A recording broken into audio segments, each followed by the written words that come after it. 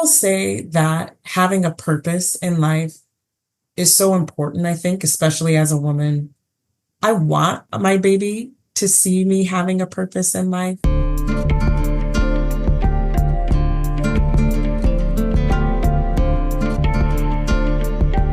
Welcome back to Full-Time Yoga Teacher Podcast. My name is Reika and I am your host. I hope you're having a great day as you listen to this podcast episode. If you are a returning listener, thank you so much for keep coming back and listen to this podcast every week.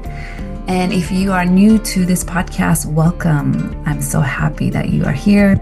Full-Time Yoga Teacher Podcast was created almost a year ago. And I started to interview full-time yoga teachers around the world to find out how they got to where they are in their career. What are some challenges that they have faced as being a full-time yoga teacher, as well as some obstacles that they have overcome to be a full-time yoga teacher. The reason why I started this podcast was because I am a full-time yoga teacher, and when I was a newbie yoga teacher, I wanted to ask so many questions to other full-time teachers, since I wanted to also become a full-time teacher, to find out how are they making it work to be a full-time teacher. Is it possible? How many people are doing it? How many classes do you teach? How much do you have to earn? So many questions that I had that I didn't have answer to. So I just have to kind of see how it goes and keep pushing through and make it work. I did have, a few people that I could look up to and ask some questions here and there, but I wish resources like this existed where I get to share the journey of other full-time yoga teachers. I'm not trying to promote being a full-time yoga teacher is the path for all yoga teachers. I think being a full-time is challenging. I'm not trying to paint a picture that full-time teaching is this glamorous, beautiful, fancy path as a yoga teacher. I think being a part-time teaching is also just as important and beautiful and needed. So I do interview a lot of full-time yoga teachers, but I also do interview part-time teachers, people who used to be full-time or who are trying to be full-time, or somebody who even completely left the yoga world. I'm just so curious to find out their stories and their reasons of why and their journey. So I hope you enjoy the episodes that I keep coming up with each week. I do have a few announcements to make before we get started on this week's episode. Announcement number 1, I'm teaching a SmartFlow 200-hour teacher training. SmartFlow is a teaching and practicing method of yoga that it was developed by my teacher, Annie Carpenter. And Annie is probably one of the most influential yoga teachers in my teaching and my journey of being a practitioner and teacher. And I'm just so grateful that I have her as my teacher and mentor. And the method of SmartFlow that she developed is just so fascinating, so intelligent, and so useful and helpful as a yoga teacher and practitioner in a way how we think about movements, how we think about movement principles, and still practicing and teaching with essence of yoga in mind. So I can't speak highly enough of my teacher, Annie Carpenter, and SmartFlow method.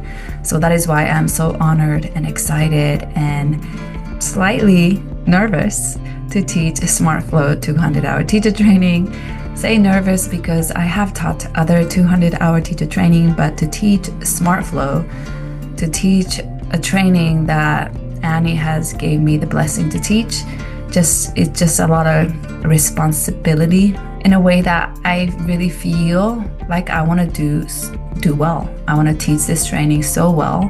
I want to teach and continue to pass on this amazing teaching methodology that Annie created, just because I think so highly of her and highly of this SmartFlow method. So I'm so excited to share this SmartFlow teacher training with anybody who's interested in going deeper into yoga.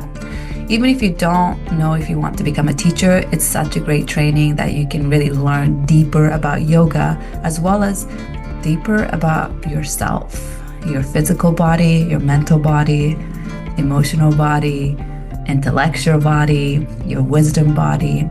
We go into all the layers. So if you're interested in that, the teacher training that me and Shanti will be co-leading together is happening in Orange County, Laguna Niguel, at a studio called Live Meta.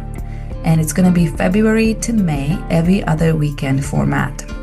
I was just speaking to somebody this past week, and she is a mother, and she was saying how amazing the format of this teacher training is for her, because her being a mother, it's hard to leave her family for 2 weeks at a time, or 3 weeks, or a month at a time to go to a teacher training. So when she found out that this was every other weekend format, she really felt like it's doable in her life, where she is at in her life. So every other weekend format. And if you have any questions about the training or want to inquire about scholarship opportunities, just email me or message me, let me know, and I can answer any of the questions you may have. Announcement number 2 is the enrollment for my mentorship for yoga teachers just have opened. So module 1 for 2025 is going to start in January, so less than a month away. It's 4-month module, January to April. And I have really amazing guest teachers lined up for this module, which I'm very, very excited about. So for the first 2 months, I have Diana May, who's going to be teaching 2-part workshop in January and February called Neurosomatic Health. So the first one is called Neurosomatic Health, happening in January. She's going to talk about how does your brain influence your body, how does your body influence your brain, and diving into the interconnection between the brain, the neuro, and the body somatic. This workshop is going to go over the basics of how the nervous system works, and also focus on the cranial nerves and their importance of our movement. And the part 2 of this workshop happening in February, it's called Neurosomatic Tools and Practice. And this workshop is going to put theory into practice, and you'll be able to implement these tools and improve the lives of your students and clients with confidence. And we're also going to spend time learning and practicing teaching these techniques. And we're going to go over how to assess and reassess movements, specific neurosomatic techniques, how to effectively cue people in and out of the techniques, and what to watch for as you guide people. So those are the first 2 workshops, January and February, taught by Diana May. And for March, I have Ali G. I interviewed her in the very beginning of this podcast journey. She's going to be teaching in person and live stream handstand/inversion workshop. If you know Ali, you know that she loves inversion and she's great at it. She have taught countless of workshops on handstand and arm balances, and she even gave me private lesson on handstand before, and she is such an amazing teacher. She's also really fun, and I can guarantee you're going to learn something in this workshop, as well as have so much fun. So this workshop is going to be live in person for people who live locally, and it'll also be live streamed for those who live further away. So that's happening in March. And for April, I have Hannah Lee as a guest teacher teaching workshop on bringing trauma-informed yoga practices to your classes. So trauma-informed is a popular phrase, but what does it mean and how does it really show up in yoga class? In this workshop, we're going to explore these values with Hannah. I also interviewed Hannah in one of the podcast episodes, so you can have a listen to that episode if you like. We're going to discuss how choice, autonomy, and thoughtful language can increase accessibility in all yoga classes, and why these values are important regardless of the population that you teach. You'll have the chance to discuss and leave with tangible strategies to bring into your classes. So those are the amazing lineup for my mentorship for January to April. Module 1, Diana teaching the neurosomatic, Ali teaching inversions and handstand, and Hannah teaching trauma-informed yoga practices. So let me tell you, the mentorship program is not only these guest teachers, but you are going to have monthly meetings of Q&A sessions, yoga philosophies, pranayama and meditation, asana lab, pre-recorded content that's going to be sent to you, as well as yoga book club meeting. And there's also a chance to sign up for a one-on-one session with me. You also are going to have access to my online yoga studio, meaning you can come join me on any of my live Zoom classes or watch any of the recorded classes on my on-demand libraries. And what's so amazing about joining my mentorship now is that I've been doing this for several years now. So I have amazing recordings of previous workshops in the mentorship program, such as sequencing, cueing, how to teach pranayama, how to teach online yoga classes. There's just so many juicy topics of recordings that you can dive into at your own pace. So there's just way more benefit than I have time to explain. But I do want to end with the number one benefit of signing up for this mentorship program is the community. I think that is what makes my group mentorship different, unique, and invaluable, priceless than anything out there. Is amazing community of yoga teachers that you get to be part of. It's amazing. It's super supportive, encouraging community of yoga teachers that you get to share resources, share job opportunities, get advice from, cheer each other's on different wins. So I just love the community that we have built so far in this mentorship group. So if you are interested in joining, I am taking application for the new module. The link to the application will be on the show notes, so you can click and fill out the application and I will reach out to you. I want to make sure we are the right fit for the mentorship program. So those are the two announcements I have so far. Let's start talking about this week's episode. So this week I interviewed Sunny, and Sunny actually has been part of my mentorship program for several years. So she's been with me for quite a long time, and I consider her my friend. And even though she is in my mentorship program, I feel like I learned so much from her, and she has this beautiful energy about her that almost kind of gravitates you towards her. And I mentioned this in the beginning of the podcast, but I had this idea of starting this podcast for a while, and it was Sunny who gave me encouraging words to actually get this project going. So without Sunny, I don't think I would have started this podcast. So thank you, Sunny, for encouraging me with such kind words so I can get this podcast up and running. And she has been listening to my podcast every week as they come out, and she tell me about, what she learned or what she got out of each episode. And it just means a lot to me that somebody is fully 100% supporting me in this project. So thank you, Sunny, so much for always supporting me, always encouraging me with grace and kindness. So I am so happy and honored that I got to interview you for this podcast episode. I'm thrilled to introduce Sunny, a passionate yoga and Pilates teacher who has been sharing her love for movement and mindfulness since 2019. Sunny's teaching creates a space for deep connection, both with ourselves and within our communities.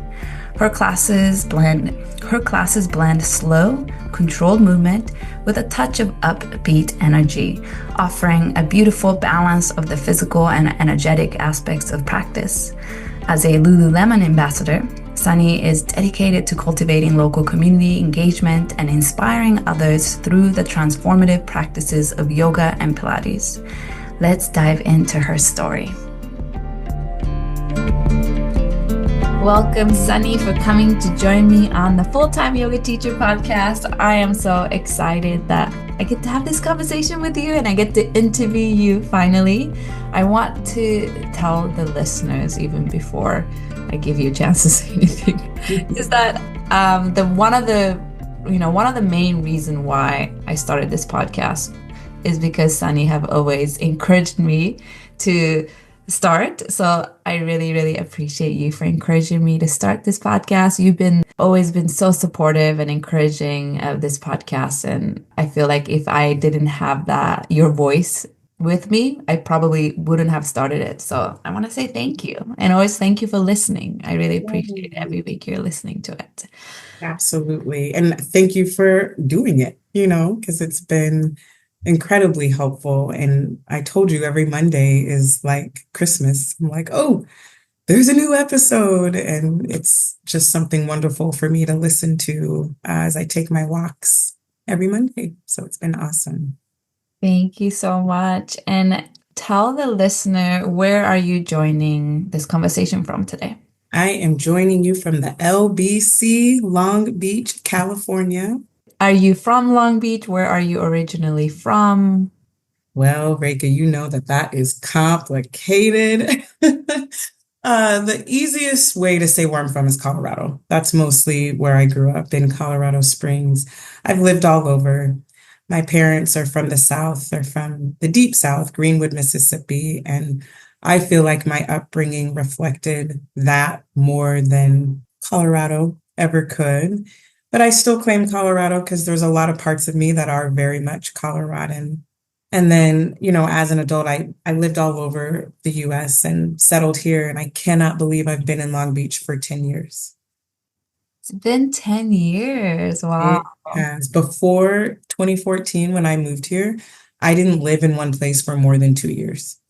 Every 2 years I moved. Wow. And what made you stay in Long Beach more than 2 years? A stable job. Mm. I got a job where you basically I'm a professor at Long Beach State, and you work to get what's called tenure. And it takes 6 years to go from being an assistant professor to an associate professor. So you get promoted to being an associate and you get what's called tenure, AKA a job for life kind of a thing, Mm. which is great for security. And then it takes another 5 years after that to go from associate to full professor. And I was recently full professor, I think 2 years ago now, which yeah, has been wonderful. But that's what made me slow down and finally put down roots and stick in one place, which has been a good thing ultimately. And what made you move to so many different places before you settled in Long Beach? School, work opportunities, mostly school. I went to undergrad on the East Coast. I graduated from University of Maryland, and my sister lived in Seattle. And like a lot of undergrads at 22, I had no idea what I was going to do. I had no money. I didn't know what to do with my life. And my sister was like, well, me and my husband just moved into this big 3-bedroom house. We have an extra bedroom and bathroom for you. You could come here and see how it is in Seattle. So I was like, okay. So I packed up my 4 boxes of belongings and $7 probably in my bank account. I don't know. And moved to Seattle. And I got a full-time job after a while there, and then went to grad school in Oregon, and then moved back to Seattle to work for a couple of years, and then went to grad school again in Denver, and then moved to Vermont to be, it's called like a postdoc fellow. And then I went from Vermont all the way to Hawaii to be a visiting assistant professor.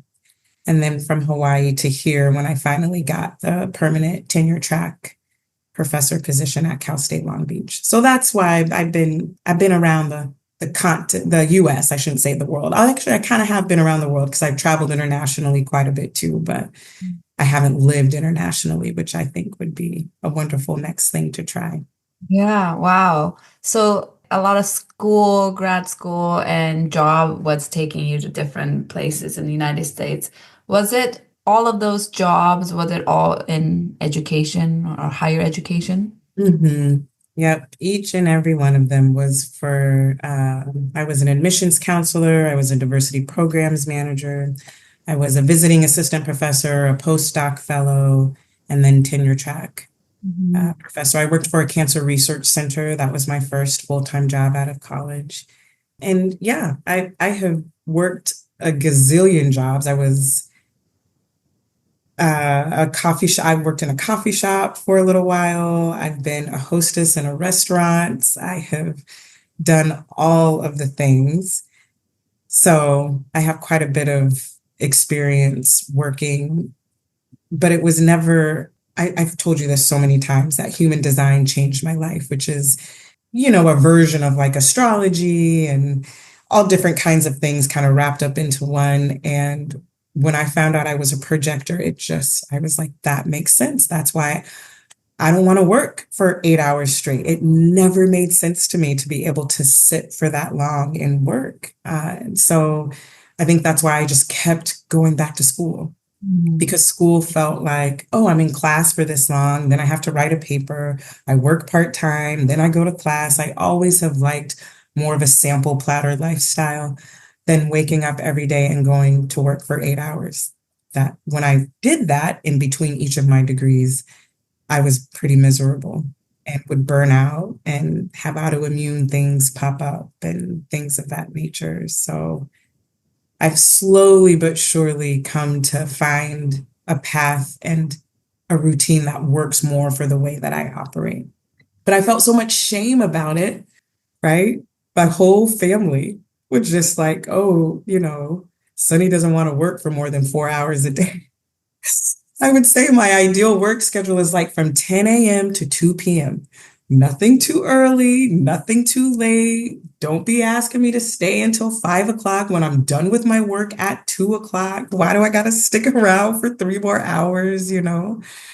And now I'm like, that's just the way my body works. And I think a lot of people are like that, whether they know it or not. Yeah, I can definitely relate. I don't think I had one very conventional office, quote unquote, office job. It was part-time, but when I did go in, I worked full day because I didn't work 5 days a week. So I just worked 2 or 3 days, but 8 hours a day or so. And definitely was not for me. And ever since that one job, all of my job has been very, I guess, unconventional. It's not a 9 to 5 office job. It's always been something more active or moving and interacting with people. And yeah, I definitely prefer that more rather than going into an office and sitting for 8 hours a day. And nothing against that, because I know a lot of people do that and are, happy with that or are able to continue doing that. But definitely, I am also not made made to sit for that long. Yeah, absolutely no shade. I feel like when people can do that, it's wonderful because that's the way the world is set up. And if you have that ability, go for it, save the rest of us that can't be doing that stuff. No, just kidding. I do remember a very pivotal moment though, when I was living with my sister and I was applying for these full-time jobs reflective of I had a degree in public health science. And I told her I want to move. I actually love fitness. And there was a 24-hour fitness that I was going to. And I told her, I was like, I think I'm going to apply to be a personal trainer. And my sister's wonderful. And I don't think she meant any ill will when she responded in this way. But she said, oh, you just want a no-brainer job for a while. And it changed my brain. And I just thought, oh, people are going to think, and again, no shade that is not a no-brainer job. It takes a lot and you can do absolutely wonderful work. It's just, I think she was conditioned to think of it that way. She's a little older than me. And from that point forward, I think that really shaped literally the next 20 years of my life, which is just so interesting. They talk about the butterfly effect and the interactions that you have with others can influence your trajectory. Because from that moment, I devalued the idea of movement as a career and thought I needed to pursue this more traditional path that was so out of alignment with me in so many ways. But 20 years later, hey, But you eventually made a full circle and came back. Yeah. I want to ask you more about that journey of coming back, but I'm sure listeners are wondering, what do you teach? What you said you're a professor, so what is the topic subject that you teach? Of course, you asked that, Rika. You know what? I will proudly say that I teach all the things that are trying to get canceled right now. Basically, if I lived in Florida, I would not have a job. So I teach critical race theory. I teach classes on equity and diversity and other forms of critical theory, queer theory, Black feminist thought, things of that nature. I teach research methods. So ways to measure interventions of sort. And I teach other classes on like identity development. So the way we develop as humans based on the context in which we grow up. Amazing. Thank you for sharing that. Of course. The work you're doing is very needed. Thank you. And I'm sure we'll kind of come back to your professor job a little later in the conversation. But for now, let's kind of switch gear. And how did you get introduced to yoga? Okay, I was really trying to think about this. I could not remember. I was like, did I take a class in undergrad? I didn't. I'm pretty sure my first introduction to yoga was through a DVD that I brought. I do think I brought it in undergrad while I was on the East Coast. It must have been like my last year, or it might have been right when I graduated and moved to Seattle. I bought one yoga DVD. This is going to show my age because people don't even know what DVDs are anymore. That's okay. I bought one yoga DVD and one Pilates DVD. And I would do them in the living room, right? Or in my bedroom, put it in my little DVD player when they had those still. That was it. There was no, this is life changing. This is, you know what I mean? The yoga DVD, it's this woman on a rock somewhere in the wilderness with the sun behind her and this like music that's playing, and she's kind of got the yoga voice going on with the breathe in, like elongating words 20 seconds past when you need to, be finished enunciating kind of a thing. And the Pilates one was equally kind of sanitary, just a typical DVD, but I would do them over. I remember I would have my niece come over. My sister that I moved in with had a small daughter at the time. Now she's 24. But I would watch her and she'd come over and we'd do the DVDs together and it was really sweet. So that was my first introduction to it from a practice standpoint for these DVDs. Do you remember a point in your life that you realized that you wanted to take a teacher training? You were interested in becoming a teacher? I do. So I was living here in Long Beach. It was 2015 when I took my very first hot yoga class at a place called Purple Yoga in Long Beach. My friend, it's so funny because I teach students who are older, they're in grad school. There's a woman who was in the program that I was teaching, but we were friends. We were friends first, and then she applied to the program. I don't know if it was some kind of intervention or she saw just how stressed I was or just like miserable or unhappy. I don't know. But she just told me very, very openly, by the way, I go to this place called Purple Yoga and I think you would like it. You should check it out. It's really good for just helping you be calm, let go of things.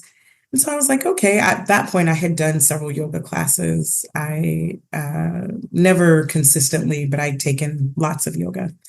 Never hot though. And I don't think I knew I signed up for a hot yoga class when I took it. I didn't have a towel. I had like heavy cotton clothes that were all loose and literally hanging off of me by the end of it. But when I say I felt wonderful, it really was wonderful. And I think that first class planted a seed. But it was 4 years later at that same studio, Purple, that I ended up doing my 200 hour. I went there consistently for those 4 years and heard those little voices of like, maybe I should try this, maybe I should try it. And then I just decided to go for it. I can't say anybody asked if I wanted to do it or gave me the idea. It just came up somehow. And for that 4 years where you said you were going there consistently, before that time, you knew about yoga, you practiced yoga before, but you weren't maybe as hooked as you got when you started going to that purple yoga. Exactly. I would go to your 24-hour fitness class here and there. I would go on campus. We have a rec center on campus, and I would take classes there. But I got hooked when I went to Purple Yoga. Isn't that so interesting? And my first class there, it was a Bhakti yoga class. So not only was it hot, I was all sliding off of my mat. I didn't have a mat towel. I didn't have nothing. Okay. And then the teacher brought out an accordion and started singing and chanting. And I was like, where am I? Like, what did my friend tell me to come do? Like I'm singing on my mat, but I thought I would be doing yoga anyway. I ended up loving it to have the first class be so unique. Bhakti isn't your average class. I don't really see that on a lot of yoga studio schedules. So the fact that I took that, that it was hot, it just threw me into a world of yoga that I was like, oh, this isn't 24-hour fitness no more. What do you think was about those classes that got you hooked and kept you keep coming back for more classes? I don't think it was the classes. I think it was the time in my life. I was so burned out. I was so stressed. I didn't enjoy a lot of the work that I was doing. I didn't enjoy the place I was in my life. And when I would take those classes, I felt like I was being given tools to manage the parts of my life that were very challenging at the time.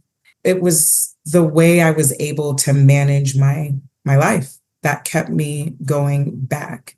But I didn't connect that to the classes themselves. I connected it to how I felt after, or I connected it to having it as something that I was going to go do that didn't relate to my job or where I was in my personal life. And then I think when I finally made the connection to it is when I started to get the idea that, oh, I think I might want to learn more about this and go through a teacher training. And during that time, you were saying you were very stressed out and you were working so much. Was that a job in professor that you were overworking and stressed from Mhm. that job? Yeah, getting tenure is no joke. Different universities will have different requirements in different ways that you need to do it. But for the most part, you need to publish research, you need to teach a lot of classes and get good evaluations, you need to do a lot of service on different university committees.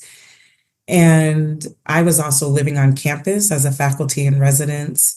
So I had a lot of work to do as it related to like working with some of the students in the residence halls and doing programming as far as that was concerned. And, here I am not knowing I'm not supposed to be killing myself working in these ways, but I just thought I had to. And in a lot of ways I did. So, yeah, I would say the majority of the stress was coming from that. It was also coming from the last 10 years of being on the run. As much as I love having wanderlusts and living in a lot of different places, it was a lot to, kind of finishing my doctoral degree in Denver, picking up and moving all the way to Vermont, where I had no family, knew nobody, stayed for exactly 9 months before moving literally all the way across the country, and then again across the ocean to Hawaii, where again I knew no one and had no family, to like for living there for exactly 10 months to coming to California, where again I knew no one, I had no family. I think those things caught up with me, and I just needed to be able to sit with myself. I think I had felt like I was running the last few years, and I needed to sit down and just be. And that wasn't very easy to do. But yoga helps you do that. Thank you for sharing that. And I know after that you said you signed up for the 200-hour teacher training. Mhm. So tell me about your 200-hour teacher training experience. Did you enjoy it? Did you feel ready to teach afterwards? Did you have intention of teaching even when you started going? I think I did. I think I did. I'm a teacher at heart. I clearly, I already teach for my full-time kind of professional job, but I think teaching is absolutely what I am supposed to do. So even though I definitely was more interested in learning more about it just because I was seeing so many real effects in my life. I think I always go to, if I'm feeling this way, I want to be able to maybe help others feel this way too. My teacher training, it brings a smile to my face. So ultimately, I loved it. If I'm being honest, knowing what I know now and looking back, could I have maybe wanted something a bit different? Sure. I think that's likely the case for most of us. If I put myself in the position of not knowing what I know now and really just truly enjoying pretty much every part of it. I mean, the friendships that I made, I'm still dear friends with like four or five of the people that I went through training with today. One of the teachers, one of the faculty members of that teacher training was my doula. She helped me have my baby. So those kinds of connections don't come every day. So when I look through a broad lens, I loved it. I loved it. Here's what I'll say. Here's what I'll say. I'm a teacher. So where I think pretty much all 200-hour yoga teacher training programs could improve is in the teaching of the material itself. Teaching content is so different than teaching people how to move their bodies. And I can teach content because I've been doing that for a minute. So there were times where I was like, let's do something other than be lectured at. Let's get into small groups and do a small group project. Let's turn to the person sitting next to us and go through the koshas and talk about which one resonates with us. I think I wished for a little bit more of interaction because it was long. It was like a 3-month training on the weekends, about 8 hours each Saturday and Sunday. And one of my friends that took the training, Ryan, I'm going to call him out, not his last name. He would always complain like there was no chairs. He's like, we sat on the floor all day, and it's like, yeah, we did. And we got through it and it was fine. But it's where it would have helped to like, okay, stand up, take a break, shake it out, go do this in this small group. But other than that, loved it.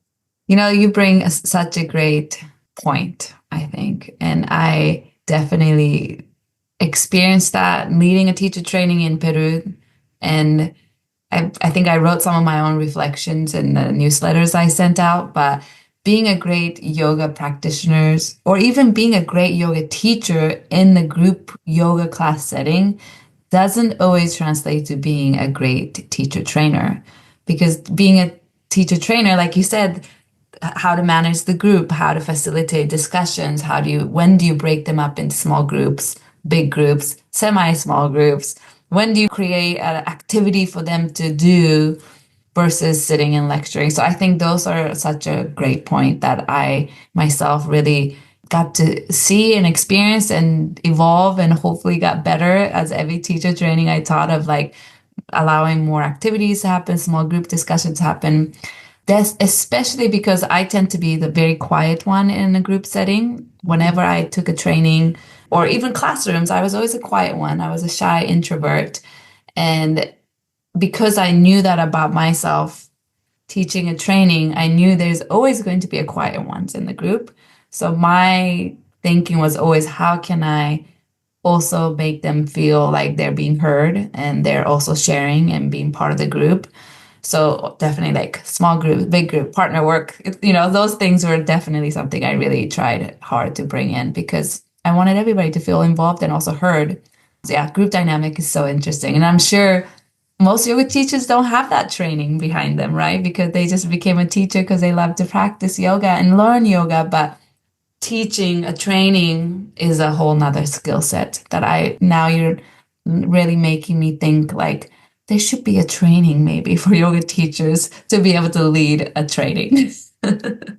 I have thought about it a lot. I've thought about it a lot. And I will say, Reka, that the trainings I've taken from you are wonderful. You do a wonderful job of mixing things up and even providing like a worksheet or, you'll lecture for a bit and then it's like, okay, get up. How would you do this? You give us case scenarios. Case studies are such a great way to learn. And I feel like you really do incorporate all of that, especially the lens of some people will talk the entire training and other people will say absolutely nothing. And I think you're really thoughtful about that. And I will just say too that the flip side also is true.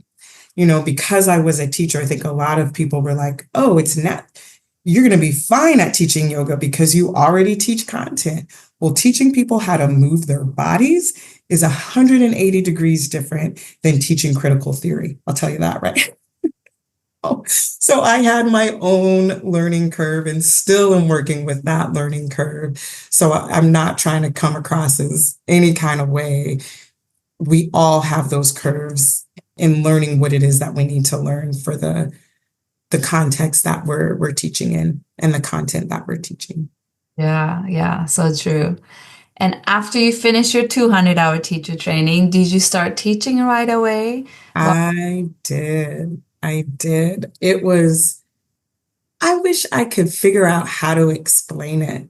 It was like that shoe drop moment, mic drop moment. I don't know what it just, when I was in my teacher training, when I tell you I dove into that material, our manual, I just read it constantly. I did all of the readings, which, some of us do, some of us don't, but I loved all of it. I loved all of the information. And I think because I was already a teacher in another context and I was just immersed in this new body of information that I loved so much, it only made sense to me to want to jump in and teach it. And at the end of our training, like most trainings, we had to do a practicum where we taught 15 minutes.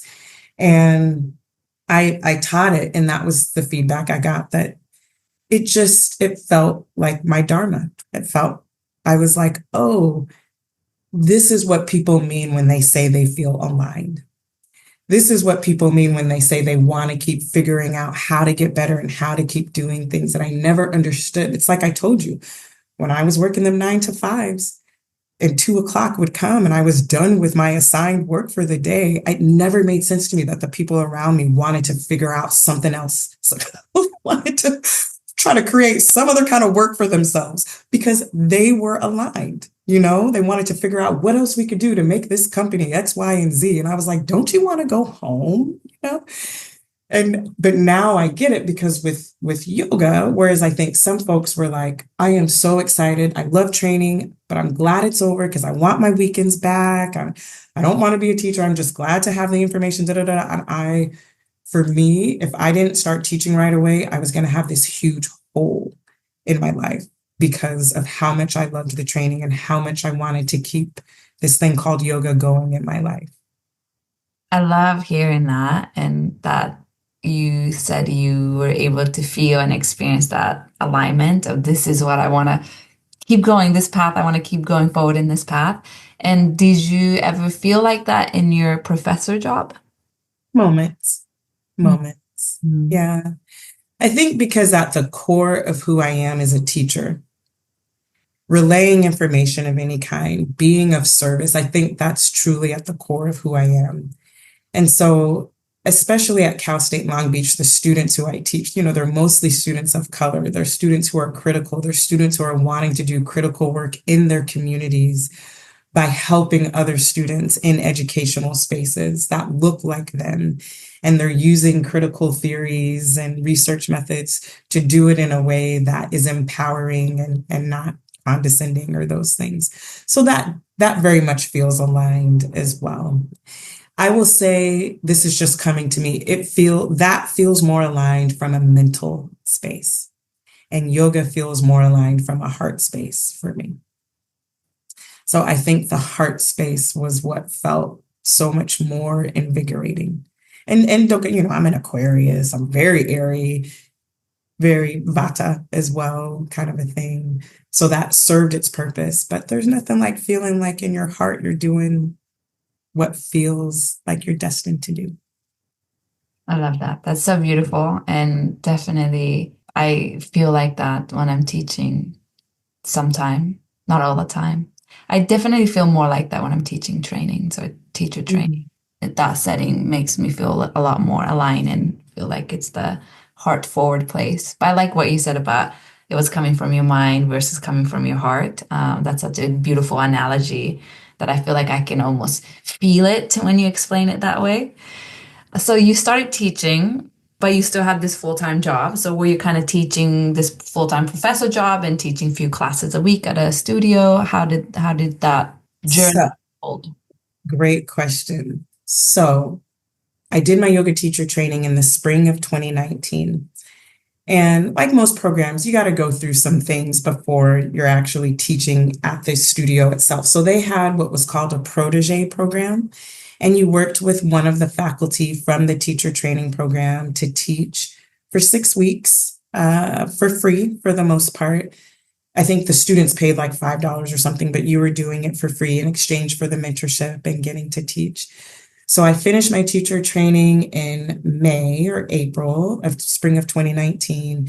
Then you had to do some practicum, some privates and things like that to finish out the actual certification, which that came in June or July. I did the protege program in August for about 6 weeks. And it was at the conclusion of the protege program that my mentor was like, I think you're ready. You should audition. And so, as a professor, you get summers off, at least the kind of professor job that I had. So, I got to take that summer and really zero in on yoga. And it happened to line up with me being able to take what's called a sabbatical from my full time job as a professor. When you get tenure, either the year following or sometime after, you get to take a semester off of teaching. You're still getting paid, but you propose to do some kind of a project, whether it's write a book or something like that, and you get the time off to do it. Does that make sense? They make you work so hard to get tenure. They say, okay, now go rest for 6 months. Well, I was so burnt out and exhausted that I applied to take an entire year off. And the catch with that was you only get 50% of your salary. If you take 6 months off, you still make your full-time salary while you're doing your other projects, not having to teach or go to meetings. If you take a full year, you're only getting half of your salary. I was living on campus at the time as a faculty in residence, so my living expenses were really low. So I was like, I'm going to take a whole year.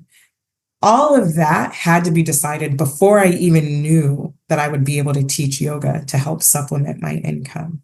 So my sabbatical started in September, basically, or August, when I started full time, or started not full time, but started teaching at Purple. And then maybe like a month later, I auditioned to teach at Raw Yoga, where I currently teach to this day. So that was the trajectory. Yeah, spring 2010, 2019 into the summer, finished my training, did the protege program, started teaching in September, and it worked out really well because I was off from my job pretty much. And during that time you were off, did you have to write a book, research paper? Those things Yeah. were still required. Yeah, I had to do all those things. That felt like nothing though, because I didn't have to teach. I didn't have no office hours. I wasn't under a pile of papers every other week to grade. I wasn't in all kinds of committee meetings and department meetings. It was the best life ever. When I tell you, okay, a lot of people can take like a 6 month sabbatical, whether they're a professor or they're in some other profession, whether you have to earn it or you just take it. If you take 6 months, it's a good amount of time. I think it's a really good amount of time to reset, to replenish. You come back refreshed enough to go back to your job. If you take an entire year off, you become radicalized. And you ain't gonna go back to that job. You are not gonna go back somewhere when you done taken a year off and you're doing what you love. You're not going. So my advice, anybody out there, if you're gonna take time off, take half a year, take 3 months, take 6 weeks. If you take a year, your life will change in such a way that if you're at all out of alignment with what it was you were doing before, you're not going to be able to go back. You're just not. I mean, I feel like you worked so hard for so many years to get to that point. Like it was a well-deserved time off for sure for you and get to do the things you love and that brought you so much joy. So I love that you took a year off and you were able to take a year off and you were teaching yoga to kind of supplement your income or living expenses during that time. Well, first of all, I want to say that how cool would that be if yoga teachers also got 6 months sabbatical or even like 3 month off? Or like we'll pay you, but you'll still get time off so you can be like rejuvenated when you come back to teach. That would be really cool. I thought about that as a yoga teacher because I just seen and experienced and spoken to many teachers who go through burnout. So I want that would be really cool if they had something like that for yoga teachers. But Even if it was just two mm, weeks, mm, at my Pilates job that I work at, you get sick hours. I saw on my paycheck, I was like, oh, I have 40 hours of sick leave. So whether it's through that, but everybody should take a sabbatical in their lives, whether it's sponsored by your place of work or whether it is sponsored by you yourself. It just is a reset that I think everyone should take. I realized how incredibly privileged that sounds as I'm saying that, because that's just not the reality for the vast majority of people. So, whatever it could look like for you, whatever a reset could be, everyone deserves one. I know it's not something that everybody gets, but I think it's something that's so important. yeah, I agree with you. So you started teaching. So how many classes a week were you teaching during this time? And was your side income from teaching yoga help with your supplementing your living expenses at the time? Yes, it did. So, when I first started teaching at Purple Yoga, you're not, at least for a lot of yoga studios, you're not on the schedule right away. I was a sub. So they have a thing where I think you sub for 3 months and then based on your performance for 3 months, then they would assess whether or not you're worthy of getting a class on the schedule kind of a thing. So I just subbed like crazy. I want to say I picked up anywhere from 5 to 15 classes a week. And I remember the studio manager at the time told me, she was like, I love that you're picking up all these classes. Just know that it's typical for new teachers to do that. And it's also typical for new teachers to burn out because they do that. So she encouraged me to pull back a little bit because pretty much, we had that WhatsApp group. And as soon as someone was like, oh, does anyone want to? I was like, I can do it. I can do it. I can do it. I can do it. And I did start to approach just a little bit of burnout. And so I did pull back from it. But like I said, I just found that feeling of aliveness and loved it. And because I wasn't uh, burdened with my full-time job at the time, it just worked out so wonderfully. And with Ra, I did get a class on the schedule right away. So that was, I'll never forget, Mondays, 5:30 yoga bodies. So I had that every week and I subbed there as much as I could as well. So I had these two studios that I was subbing at quite a bit. Mhm. I would be curious to know what was your friends or coworkers or family's reaction or response to you taking this time off. Maybe it's a quite normal thing in your career to take this time off, but you were really getting into teaching yoga.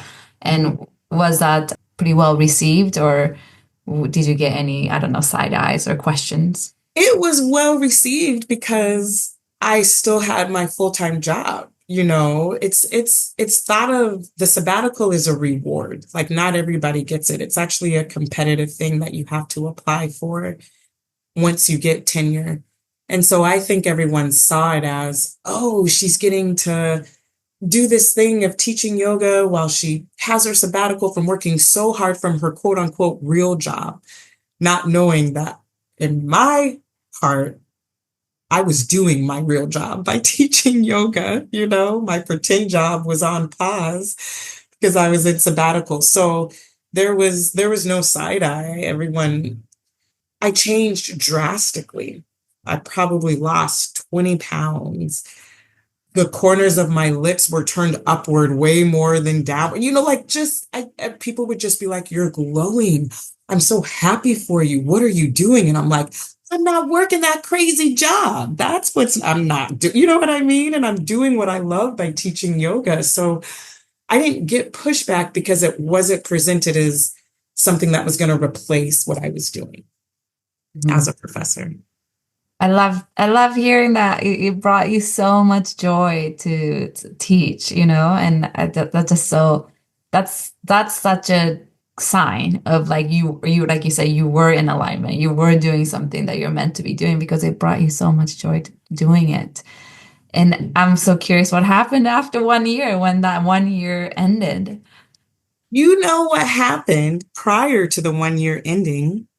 COVID 2019. I was living my very best life. By the way, the father of my child, I had started dating him during this time as well. So here I am, 39 years old, living my best life, teaching yoga, dating my who's now my current partner, and then the world as we knew it ended. What was that? March 13th or 16th or something like that. And my class was the last class taught before we closed. It was a Monday night, yoga Pilates, and we had just gotten the news that right after the last class that evening, there would be no more classes. It was just going to completely shut down. So that happened and it was rough. You know, I technically had it happened in March, so technically I had like 3 more months left of my sabbatical, April, May. Well, really two more because I taught summer school starting in May. And even though I was technically still on sabbatical until the fall, I was back working.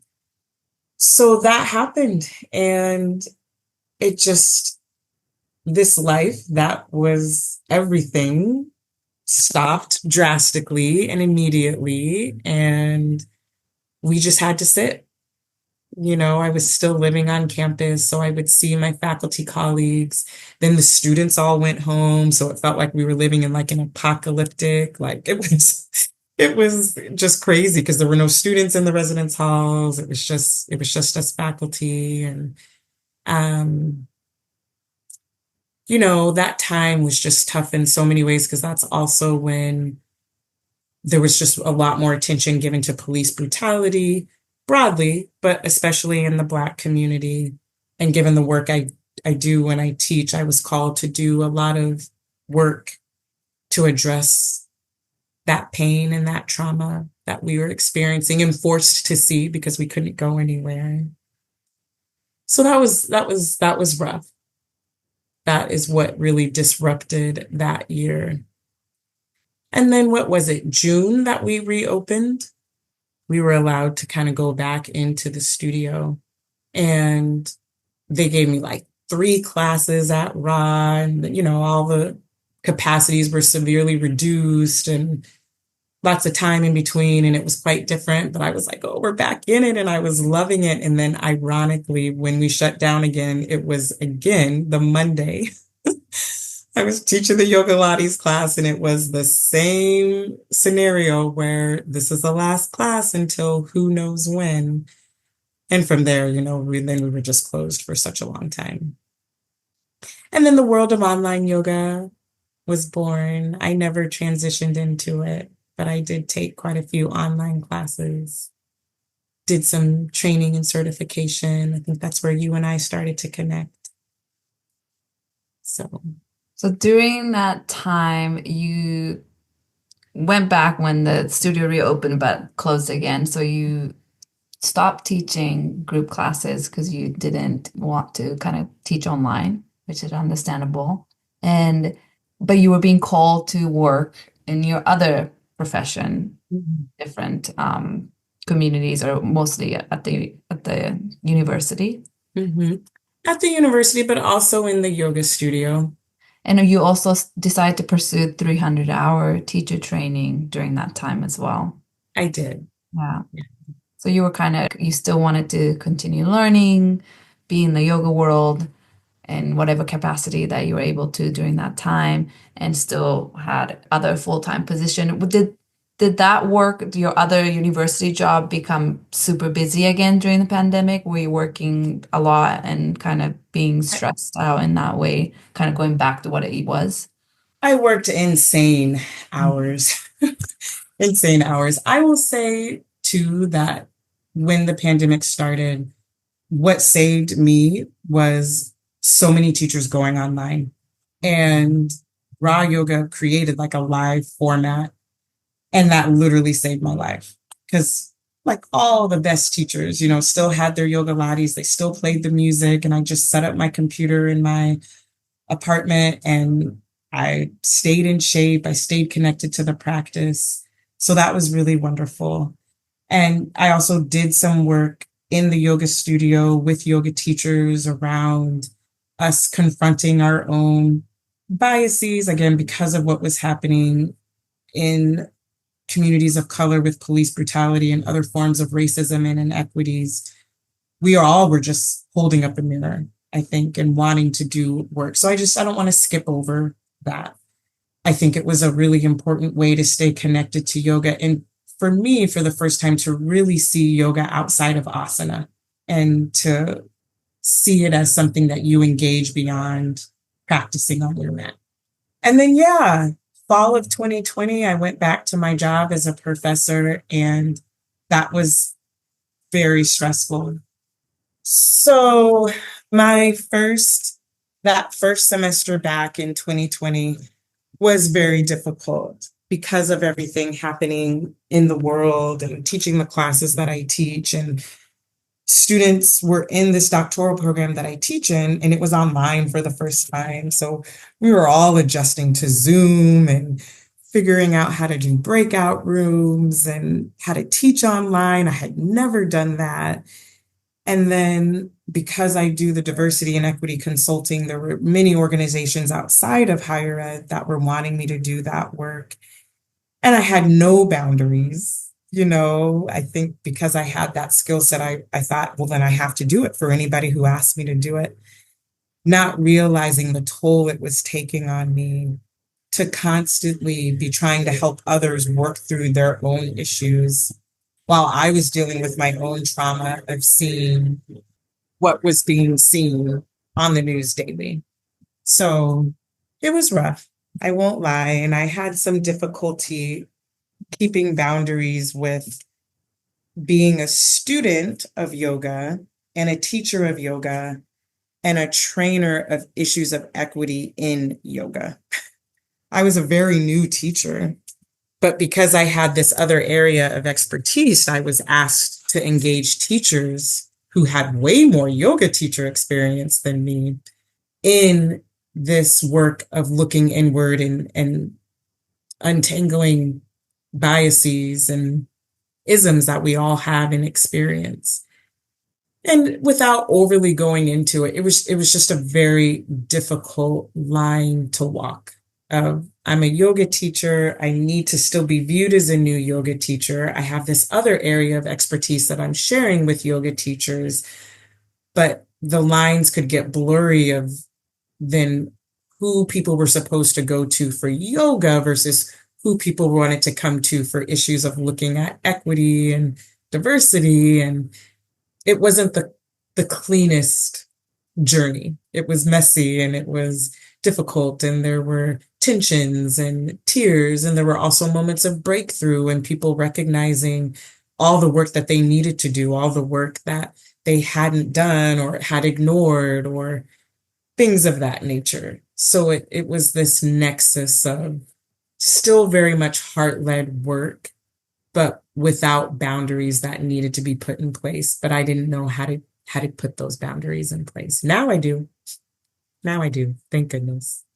Thank you for sharing that challenging time during I remember going to your workshop at Raw Yoga that you hosted for teachers to join if they wanted to. And I think I attended both. There was one in person and one online one I joined, which was I think was great that Raw did that. And I don't know any other yoga studio that did that.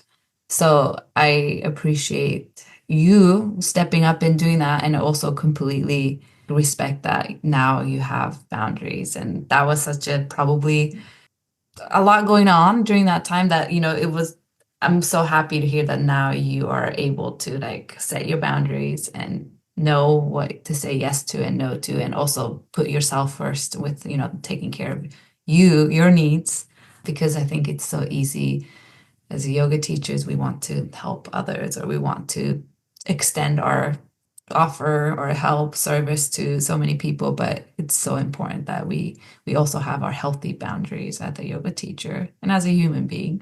So I really appreciate it. You did that workshop. I also love that you now have a very strong boundary and you choose pick and choose carefully what you say yes to. And I think that's important. And I think you gave such a great example of really putting thoughts in before you say yes or no to something.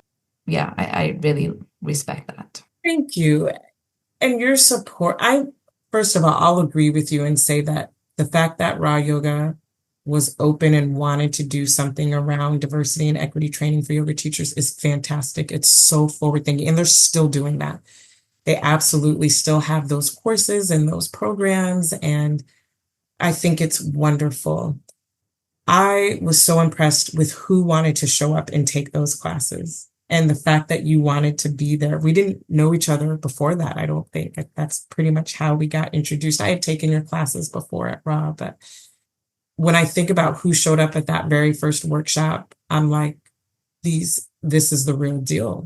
These are folks who really do want to learn about these issues and how it does relate to yoga in our classes. And I will say that the difficulties I experienced in those contexts, I take 100% responsibility for them. Again, it was my lack of having any kind of boundary that led to the tension.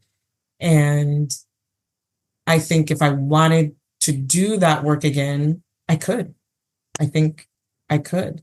It just came together in a way that created tension that I wasn't comfortable with. I loved being Sunny, the yoga teacher. I loved it. Nobody knew what I did.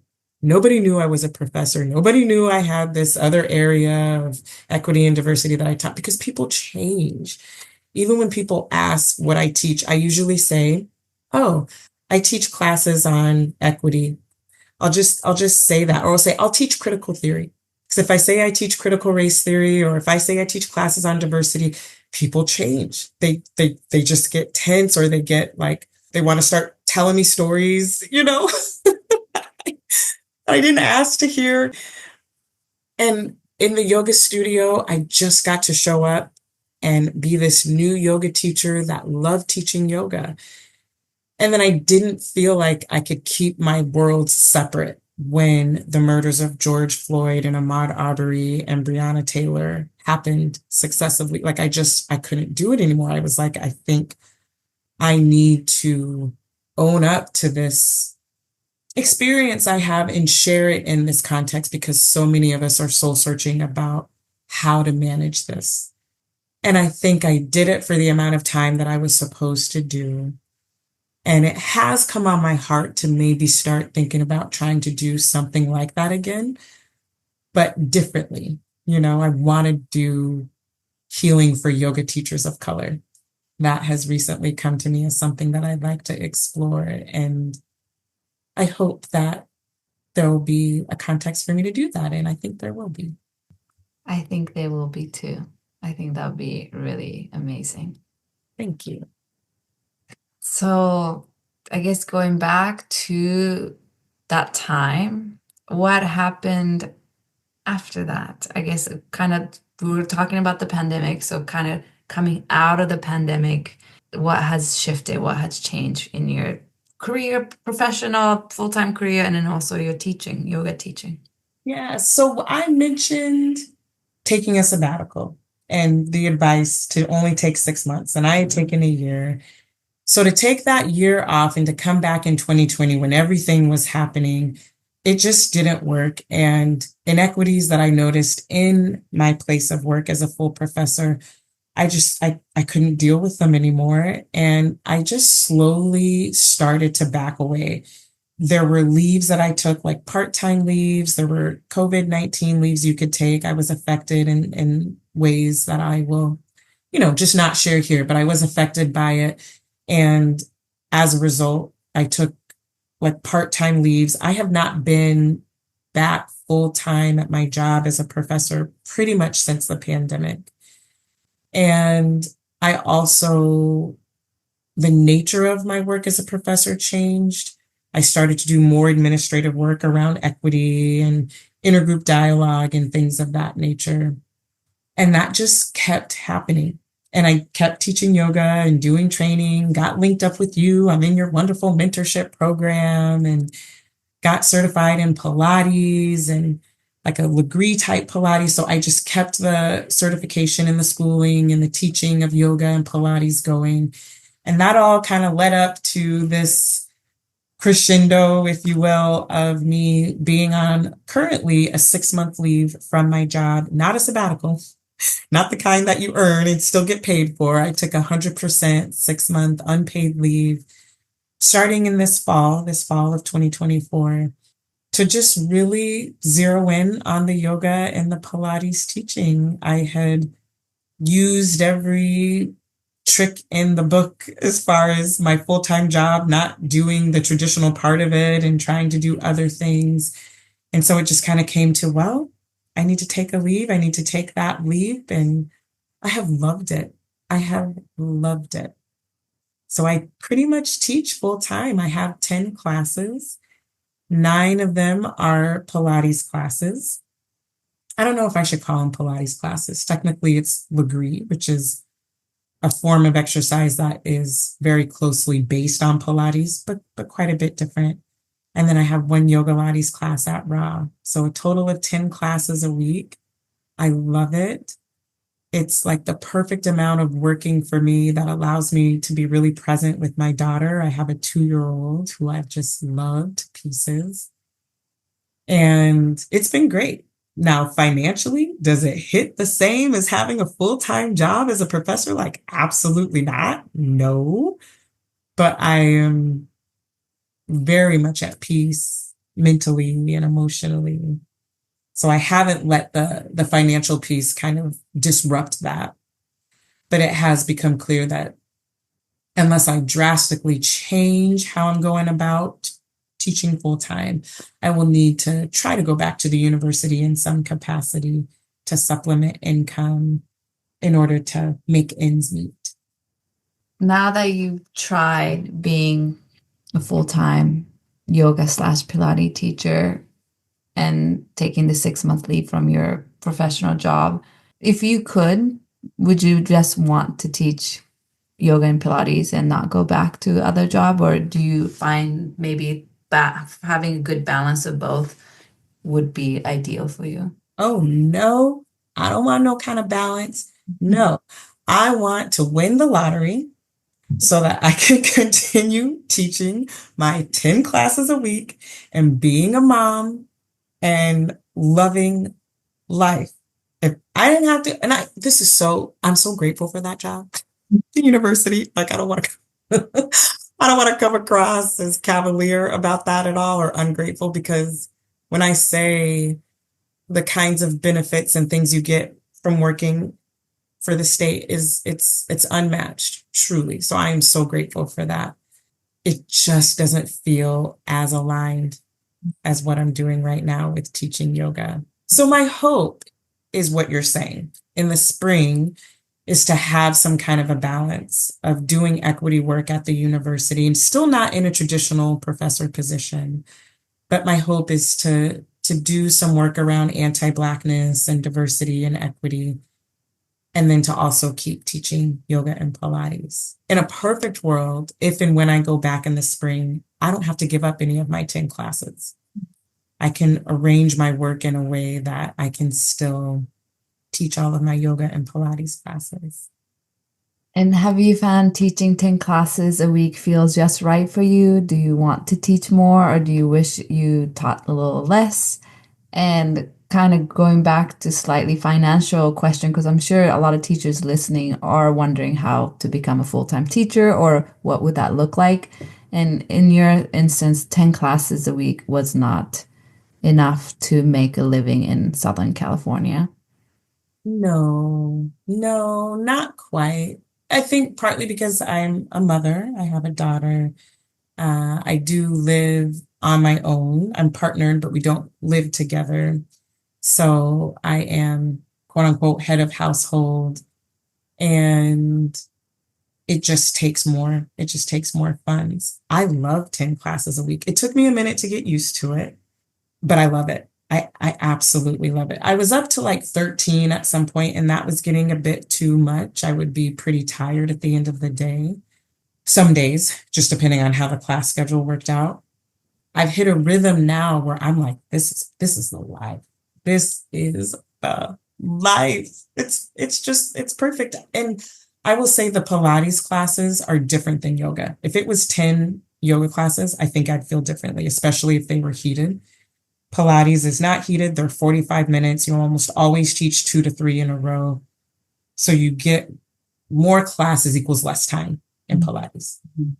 So yes, 10 is perfect. In a perfect world, I would win the lottery and still keep my 10 classes a week and be my baby's mom, a really present mom. I would love to talk about becoming a mom. And then maybe I'll go back a little bit about, because I'm sure listeners know that some of the teachers I interviewed who's been doing this for many long time might teach only like 4 or 5 classes a week and they have a full-time business teaching that. So for example, Joan is who I'm thinking. She teaches maybe 3 or 4 group classes a week, but she does teach teacher trainings all over the world. She does lead retreats all over the world. So she just have other big project that's happening that I believe allows her to be full-time without teaching that many group classes. So I do think it's possible, but just like a huge shift. And it took her years and decades to build that business, right? So definitely I've seen it done, but it's not easy. Definitely, I still to this day, I think I'm teaching between 15 and 18 classes a week right now. So definitely it's possible for, I guess, listeners listening, because you might be like, oh, I thought that teacher only taught 4 classes a week. It's possible, but definitely you have to have another, like, big project, retreats, online income, courses you sell, some kind of other supplementary income, I think is needed to be a full-time and be able to independently support yourself as a teacher. But rewinding, I want to talk about becoming a mom because I met you before you became a mom and now you have a beautiful daughter. And I'm just curious, like, how did that? It's a huge shift. It's a huge adjustment. It's a huge life event. But you have taught yoga and Pilates throughout, before, during the pregnancy, and now. I would love to just know of this journey because I think we don't see and hear a lot of yoga teachers out there who is doing that, who is balancing being a mom and raising your children or your kid and also being a yoga teacher. I'm sure there are a lot of teachers like that out there, but I would love to know how are you making it work? What are some shifts and changes that you went through? Some decisions you have to make to be able to, be a mom and continue teaching. I will just say she was so wanted. I just, we worked very hard to have her, my partner and I actually remember consulting you because you are a fertility awareness specialist and you actually gave me a really good advice that I took and that I also think helps me get pregnant because it definitely took effort for us to make our baby. So, you know what is so interesting? It just worked out. It just worked out. I had her and I did have to take time off. I had to take I took a whole semester off from my job as a professor, which was great because that's built in from yoga. You want to know how much time I took off from teaching yoga? Exactly 6 weeks. When I say the day to when the doctor said I could go and teach yoga, I literally taught 6 weeks to the day. A sub request came out and it was on a Saturday, 3 p.m. yoga Pilates. And I counted the weeks in my calendar and I texted my midwife and I was like, 6 weeks makes this Saturday. Can I sub a yoga class? And she was like, you can do it. You came in for your checkup and I went and taught it. So when I say like my love for my daughter is unmatched, that is so true. And yoga is a quick second. Like it's a quick second to her, Oh, I should say my partner too. But like I just went back as soon as I could. That's how much it feels like teaching yoga is supposed to be a part of my life. So it was tough because the way that I had to take time off between, I think I tapped out at like 36, 37 weeks. I just was like, I can't be in this 95-degree heat anymore. And that combined with the time I needed, the 6 weeks to have her, I had to give up the one class I had. So they did end up offering me maybe like a few weeks down the line when she was 2 months, a 7:30 p.m. class, which I was like, oh, there's a thing where your baby, in my culture where it's like your baby needs you early in the morning and late at night. But I was like, but this is my chance to get back. You know how when you take a big break from teaching, you kind of, for me anyway, you lose your teacher voice, you kind of get out of the rhythm. And I just was so desperate to get back into it. So I figured it out and got a really, really good nanny who would watch her. And it wasn't easy because I would get to the studio and just constantly look at my phone for if anything went wrong. And if I ever got a notification, I would like check it during class because I just needed to make sure my baby was okay. She was only 2 months.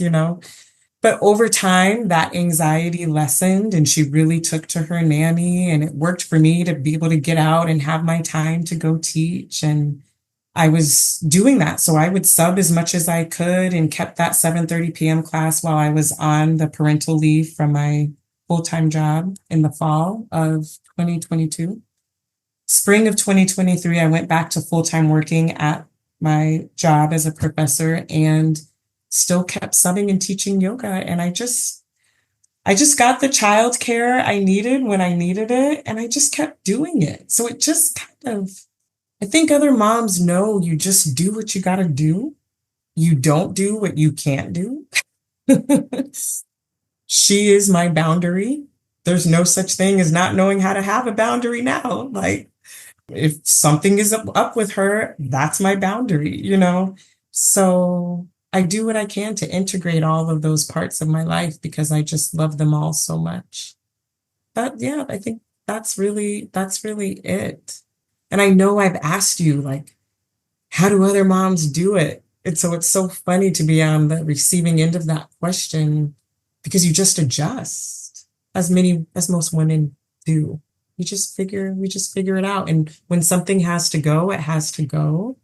When something can be integrated, it's integrated in a way that first accounts for the love of your life, at least of my life, which is my baby girl. How do you know when it's like, oh, I have too many classes, like I'm not able to spend the time that I want with my daughter? Or how do you know, like, is this a good time slot to say yes to, whether it's a sub or a permanent class opportunities? How do you know how many classes a week is the right number of classes for you? Like, I guess I'm curious about that. How do you know where the boundary line is, I guess? It's trial and error. So I did that 7:30 class for as long as I could, as long as I could. And then it just hit me like, you got to spend that time with your baby. She needs you at night. you need to be here at night. So the ideal class times for you are when she has daycare. There's one night a week where I do have a 4 and a 5 Pilates class, but I'm home early enough to make dinner and eat with her and read books and have bedtime. So I decided I don't want to miss early mornings where we get up and have morning snuggles and have breakfast and get ready for the day. And I don't want to miss nighttime where we have nighttime snuggles and read bedtime stories and have dinner. So my perfect teaching classes times are in between, about 9 to 5. Mhm. And that's the boundary that I have now. And that came as a result of me figuring out I don't like to be away from her at those more extreme Mhm. times. Number of classes, that was based on, okay, is she getting way too much screen time? Because when I get home, I'm tired and I let her have screen time so that I can decompress. Because you give a lot teaching. It's like when I've been talking for 3 hours straight, it's hard to come home and talk to a toddler, you know? So I adjusted my schedule so that the classes are earlier in the day so that when I go to pick her up, I'm not just getting done teaching, so that Mhm. I have that like in between time to kind of reset and be more present for her. Mhm. I love that. Thank you for explaining that. And with that boundary for you to be teaching still 10 classes a week is it's impressive, I think. Thank you. Thank Mhm. you. It works. It took a minute, but it works. And again, the 10 classes might sound more than what it is because 2 Pilates classes is an hour and a half. So that's way different than yoga, I think, where that time is 2 hours plus getting there, good, and all the things. Most of my classes, I get to show up, teach, and bail. And a lot of studios, you got to get there early, you got to be cleaning, you got to be checking people in, you got to be doing all that stuff. I don't got to do none of that. I am very blessed. Raw yoga is not like the rest of the world. I feel very privileged to work at a studio that prioritizes teachers in that way. So yeah, that's why it works. I think if I had to do the thing of getting there super early and cleaning and taking money and checking in, that would be another level of exhaustion that would have to be accounted for, and maybe 10 classes wouldn't work then. Mhm. And I know you in the past, maybe you still do when you teach certain classes at certain times, like you had to find a babysitter for your daughter during that time. And when you do a calculation, I'm sure you end up with not making much or maybe losing money because of the money you had to pay for the babysitter. Was that ever, I guess, like concern or deciding factor of like this is it's not really worth it? Or I wouldn't say worth it, but I'm actually losing money by teaching versus earning, or maybe at that point you were kind of doing it because you wanted to love doing it and not without the stress of I have to make money. That was rough. When I did those calculations, and I was like, what I pay the nanny is more than what I am bringing home. It was rough. I will say that having a purpose in life is so important, I think, especially as a woman. I want my baby to see me having a purpose in life. And that to me makes it worth it. I feel so much better when I go teach. I love it. I'm a better mom when I do that. So that makes it worth it. It's also what for me has made it financially unsustainable and making it so that I will likely need to go back to my job at Long Beach State in the spring. If I wasn't going to go back, I'd have to rearrange and not pay for childcare while I taught classes. Mhm. Instead, I would need to make sure all of my classes were during when she's at her daycare hours, because the nanny thing is a lot more expensive than daycare. I should also say that my partner is wonderful with support. He absolutely we made the decision to not live together jointly. That was something that, and I know it's very unconventional. It's very Aquarius, it's very. It just I'm a I'm here to live this life in a different way. I very much wanted her and wanted to do this in my way, and I'm super grateful for that. It does have financial implications, though. Thank you for sharing that. I think I can really feel and tell, and I'm sure listeners can too, how much you love teaching. Right? This it's just something you love, and it's your path. You feel aligned when you're teaching. It's your dharma, and I'm so happy that you found what it is that really brings you joy. That's something you really love, and you are able to find a way to always teach, with the changing of work demands from your full-time job as well as becoming a mother. And you're always finding, like you say, you find a way to continue doing what brings you joy, which is so important. Like you said you're a better mother when you are doing what you love, but also you're setting such a beautiful example for your daughter. So I love hearing it. I love to see that I can just tell that you're glowing. You just love teaching. So that makes me really happy. Thank you. Thank you. For any mothers out there, or people who are considering becoming a mother and still want to teach, just know that it all works out. It doesn't all work out at the same time, but it works out eventually because it can only work out through the trial and error of you experiencing what works for you and what doesn't. And then because your needs and your child's needs will change, that trial and error process will have to resurface from time to time, but it's just also worth it. And I would argue that because life happens, most people have that trial and error process in their life for something, whether it's for elder care of their parents or, furry friend care. I believe in fur babies. I'm like, people that have, dogs and cats as their children, that matters. And so I think of it as something to integrate versus being a burden. I want to hold space or acknowledge that sometimes it does feel like a burden, and that's okay. But I think because of how much I wanted her and how intentional it was to have her, she fits right into all of it, you know? And yoga fits right in, and things that don't fit in have a way of falling away naturally. Thank you for saying that. That's very reassuring. Yes, absolutely. I have a few more questions left for you. What do you love the most about being a yoga teacher? I know you also teach Pilates too and yoga Latte, so kind of being this, I guess, movement teacher. And what do you find it most challenging? What do I love the most about it? The community. There's such a community in teaching people how to connect with their body. And it's like there's not just showing up, teaching the yoga class and leaving. Maybe there is for some teachers. For me, there's always this sense of showing up a little early, feeling that energy, getting music playing. Hey, how you doing? How are you feeling in your body? Connecting with people and then teaching the class and then people coming up afterward and that killed me or that was great or I never want to see you again or whatever it is.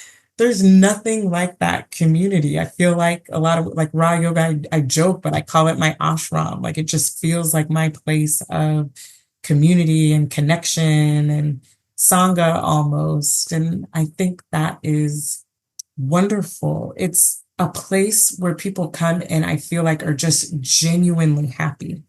And when they're not, there's space for that. And that's okay. So I think that's what I love the most. What is most challenging about it? Capitalism. It don't got nothing to do with yoga.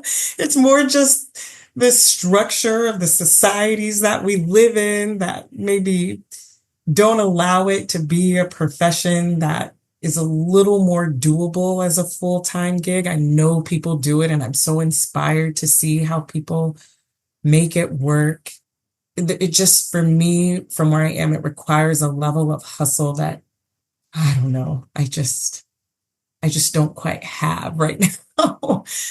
So yeah, it's nothing with yoga itself that's really challenging. It's the context that it exists in that makes it difficult for it to be something that is sustained as your full-time thing, at least for me. I listen to your podcast every week because for others that is not the case. But for me, I couldn't quite make that conversion just yet. Who knows? It may happen still in the future.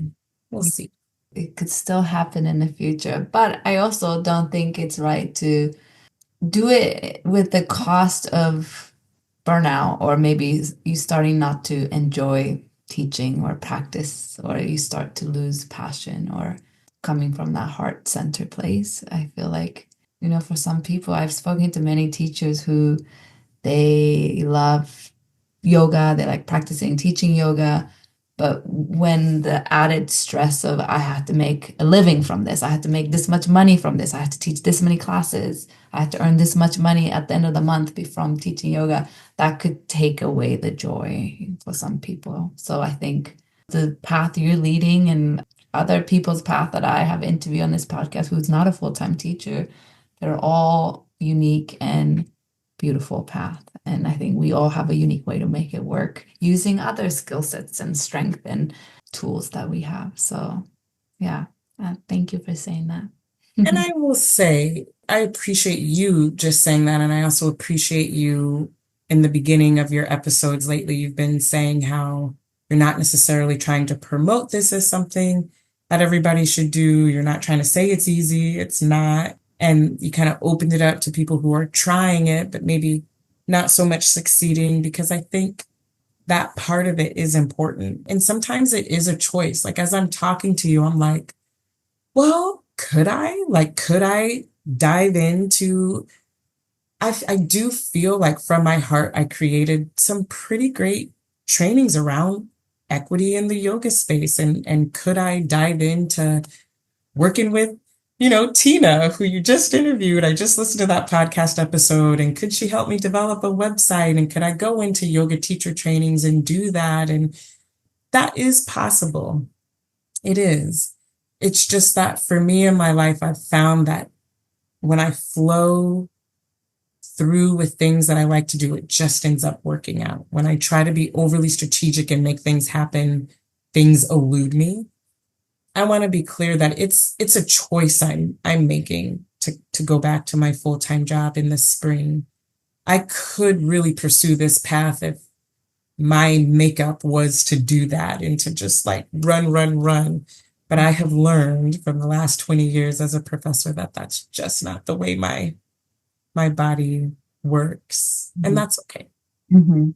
Exactly. And I think that is okay. And what does success mean to you as a yoga Pilates teacher? And I guess a mom, like as a human being, what does success mean to you? Being able to really be present, just to be present with what is, not always needing to change or fix or distract, but to just really take things in as they come, to honor where you are with those things as they come. And it's not easy, when things are going really good for me. I'll find that I'll honor that and be really excited. And then I'll be like, but when are things going to start to go bad? When things are going bad or being really challenging, I'll allow myself to feel that. I've been doing yoga long enough to Mm. allow that. And then I'll be like, but it is going to get better. It is going to. And there's nothing wrong with that necessarily. But I think I work toward being able to be present with what is and at peace with it as well, knowing that it's all temporary. That's just such a work in progress. Mm. So beautiful. I know you kind of already sprinkled in what you want to possibly do going in the future, some ideas you have shared with us already. But yeah, where do you see your path going? Which Okay, Reka, I was thinking about this. I was like, how am I going to answer this question? And I will say that, again, I've said this throughout, at the heart at the like very core of me. I am a teacher. I'm about service, and that is very true. I should say I didn't mention this, but I am a current Lululemon ambassador, which has been super exciting. It's been a way to really bring yoga to communities that maybe weren't as privy to yoga as a practice, and especially to the luxury that is Lululemon kind of a thing. But speaking of luxury, I love it. And I see myself wanting to teach yoga in spaces of luxury, like wellness centers. I think it's Ali, you interviewed a teacher who teaches in South Asia. Like, I wouldn't mind traveling to teach yoga. Charlotte, who you also interviewed, you see the community you're creating, who does the Jyotish Mhm. astrology readings. I signed up for one with her, and she told me that part of my life path is to teach in these like kind of luxurious wellness center type spaces. So I say that because it's a goal, it's somewhere I want to go toward. I'll never forget where I come from, and of course, wanting to teach to my community and places that are not of luxury. But I also love the idea. I keep picturing like water nearby and just a beautiful setting and maybe a sunset. And because I think people deserve that space, and they're often in that space, but without yoga. And I think it would be so nice to do yoga in front of a beautiful beach setting and to have nice food and drink afterward and be in community kind of a thing. Yeah. Oh my God. I love that. I can totally see you teaching in a beautiful waterfront place with like you said, sunset in the background. Oh my goodness. I'm sure it's going to happen. Thank you. Like Hotel Maya, I think that's what it's called. Have you ever been there? Like, yeah, Uh-huh. like somewhere like that. I don't know why that vision has been on my mind lately, but yeah, more private events. Mhm. I feel like my niche is yoga lattes. I love the idea of like teaching for like a birthday party or something. My thing is like teaching to the beat of music and using fun hip hop and things like that. Same with Pilates, kind of like more private events for friends who want like a movement fitness based celebration for their birthday or for some other occasion. I want to be in the Black community more to teach. I want to do more events for yoga teachers of color. These are the things that I would love to see my teaching kind of take off direction wise. Thank you for sharing that. I feel like saying it out loud, putting it out there in the world, and planting seeds is already the beginning of it happening. So, Right. yeah, I believe that. Well, thank you so much for your time to have this conversation with me. Is there anything I missed or any question that I didn't get to ask or any last thoughts that you want to share with the listeners, anything like that? Just that I think, given everything happening in the world today, because there's so much happening in the world, that if you are someone who wants community, whether that's from a yoga teaching standpoint or a practice standpoint, to come do it, and bring your full self, because we need you. We need people of all kinds of backgrounds and all kinds of niches. And sometimes I feel like we think we have to look a certain way or teach a certain way or do a certain thing. And I'm a true believer that there is room for all of us. So if you have that thought, if it's a little voice in the back of your head, find community and practice there, and then see what doors might open to be a teacher or bring yourself and your talents in some way, because we could all use it. I love it. A great way to kind of like wrap everything up. And lastly, how can listeners find you if you want to share your social media or places they can find you, or even your classes that you teach, or anything that's coming up for you?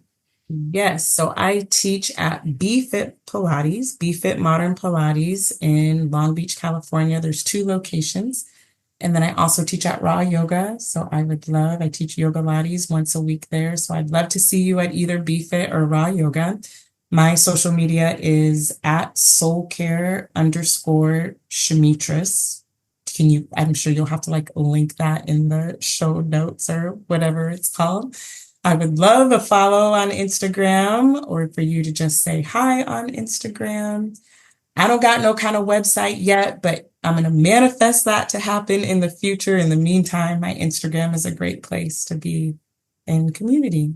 Yes, and I know you host a lot of events with Lululemon. So if you follow her on Instagram, I'm sure you'll find out about her upcoming events that she'll be hosting with Lululemon around Long Beach area. So thank you for being here. I will link all of that on the show notes, and I really appreciate us having this conversation. And I'm so happy that you came on the show. Me too. It was my idea, y'all. She didn't ask me to come on the show. I told her, I was like, I think I might have something to offer for anybody else who's having kind of a midlife crisis and wanting to check things out. And it doesn't matter if it works or it doesn't. You can take the leap and go back to what was working or not. But I think I represent that kind of in between where if it motivates somebody to either take a leap or to not, I hope it helps in some way, shape, or form. So thank you for being open to letting me interview with you. And I can't wait to listen to the rest of the interviews. You do such a wonderful job in the community. I feel so lucky to be in your mentorship group. And yeah, thanks for being who you are. Thank you so much. I hope you enjoyed listening to Sunny's journey. And from this conversation, I was really able to get the sense how much she loves teaching. Like she said, she went straight back into teaching as soon as she had 6-week clearance after she gave birth. And I remember talking to her around that time of how much she missed teaching, and she was so ready to get back into teaching. And teaching really gave her life and light and joy and energy. And you can feel that from this conversation. I think this story also highlights how teaching full-time could work for some teachers and their lifestyles. And you could always try, and you can always go back to becoming a part-time. You can always try being a full-time and see where that leads you. There's always option to go back to teach part-time. Make the teaching and yoga practices fit your life and make it work for you rather than trying to force it. So I think Sunny demonstrated a beautiful journey of that. I was also inspired by her drive and commitment to teach yoga and Pilates and balance that with mothering her beautiful daughter.